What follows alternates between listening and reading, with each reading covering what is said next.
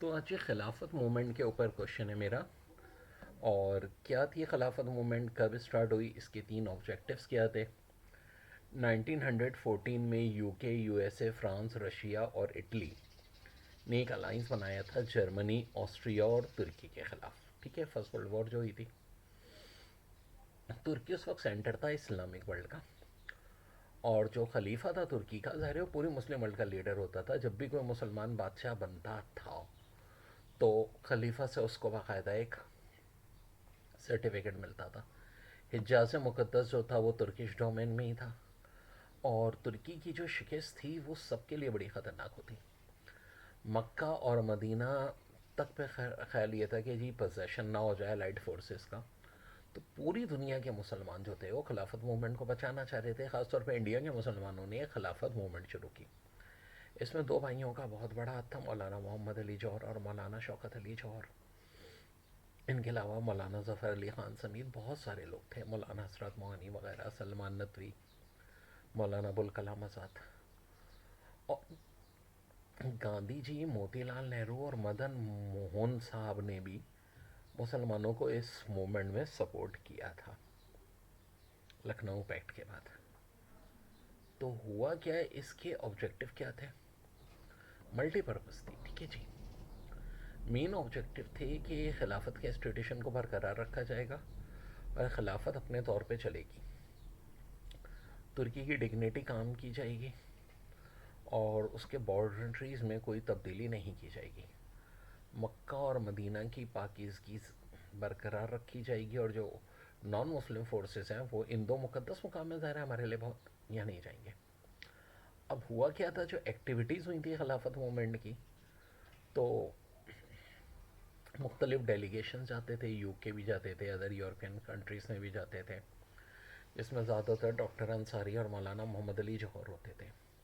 Medical add بھی پوری دنیا کے مسلمانوں میں ترکی میں گئی. پھر بہت زیادہ تعداد میں پیسے کلیکٹ کیے گئے کہ فائنینشیل ایڈ دی جائے ترکی کو, سلطنت عثمانیہ کو. پھر large procession were arranged, protest meeting was held and strike are observe in big and small cities in subcontinent, پورے سب کانٹیننٹ میں مظاہرے ہوئے حق میں. تو پھر اس کے بعد کچھ ایگریمنٹس بھی ہوئے تھے کہ الائڈ فورس نے ایگریمنٹ کیا تھا جسے سرف ایگریمنٹ کرتے تھے, اور پارٹیشن ہوگا ترکی کا. اب یہ مسلمانوں کے لیے نا بڑا ایک دھچکا تھا, یعنی انگریزوں نے ان کی بات نہیں مانی تو مسلمانوں نے نان کوپریشن موومنٹ شروع کر دی تھی. ٹھیک ہے. اور 1920 میں مولانا ابوالکلام آزاد اور مولانا عبد الباری نے کہا کہ ایک فتویٰ دے دیا کہ جناب چونکہ دارالحرب ہے, پلیس آف وار, اور مسلمانوں کو کہا کہ افغانستان اور ایران جو دارالامن ہے ہجرت کر جائیں. اب اس سے نا بہت نقصان ہوا تھا مسلمانوں کو, کیونکہ اکنامیکل پریشر ہوا تھا. افغانستان اور ایران والوں نے قبول کرنے سے بھی انکار کر دیا تھا زیادہ تر لوگوں کو, اور ان کو گھر بار چھوڑنا پڑا, سارے کاروبار ان کے نقصان دہ میں ہو گئے. رول آف پریس, تو مسلم جرنلزم جو تھا وہ بھی تھا, اس میں بڑا اہم کردار ادا کرتا تھا. زمیندار اخبار تھا مولانا ظفر علی خان کا, الحلال مولانا آزاد کا تھا, کامریڈ کے مولانا محمد علی جوہر تھے, بڑا اہم کردار ادا کیا. پھر گاندھی جی نے ایک گولڈن چانس ایڈاپٹ کیا, انہوں نے خلافت موومنٹ کو سپورٹ تو کیا. انڈین نیشنل کانگریس نے کہا کہ ہم ساتھ ہیں. تو گاندھی جی کی پالیسی یہ تھی کہ ظاہر ہے اس سے لگے گا برٹش انڈیا کے مسلمانوں کو کہ بھئی کانگریس ان کو سپورٹ کرتی ہے, تو آئندہ طور پہ مسلمان بھی ان کو سپورٹ کریں گے. ٹھیک ہے. پھر گاندھی جی نے کیا ایڈوائس دی تھی مسلمانوں کو کہ ٹائٹل جو گورنمنٹ نے دیے ہیں وہ واپس کر دو, ریزائن کر دو گورنمنٹ جاب سے, اسٹریٹ میں مظاہرے کرو, اور گرفتار بھی دو, ٹیکس دینے سے انکار کر دو, refuse to financial grant from government, migrate to Iran. اس سے ظاہر ہے مسلمانوں کو نقصان ہوا, کیونکہ بھائی ہوا یہ کہ ظاہر ہے مسلمانوں نے تو عہدے چھوڑ دیے تھے, لیکن دوسرے لوگ جو انڈیا میں تھے انہوں نے تو عہدے نہیں چھوڑے.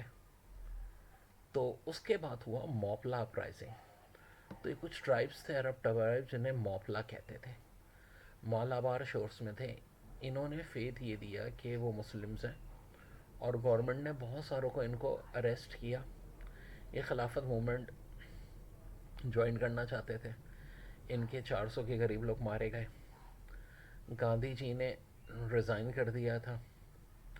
ایک جو ایونٹ ہوا تھا جسے چورا چوری کہتے ہیں، مسلم لیڈر جو تھے ان کو یہ لگا کہ بھائی یہ جو چیز ہے نا غلط ہے، اور گاندھی جی نے ہمیں صحیح مشورے نہیں دیے، اس سے ہم جو ہے نا ایجوکیشن اکنامیکل جو ہے اس سے دور ہو گیا. اصل میں دونوں جوہر برادران جب جیل میں تھے تو گاندھی جی یہ خلافت موومنٹ کو لیڈ کر رہے تھے.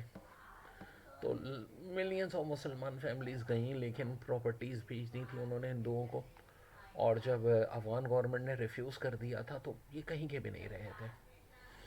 اور آخر کار 1924 میں جب کمال پاشا تھا ترک نے خود ہی خلافت موومنٹ ختم کر دی لوانسے ٹریٹی کے نتیجے میں.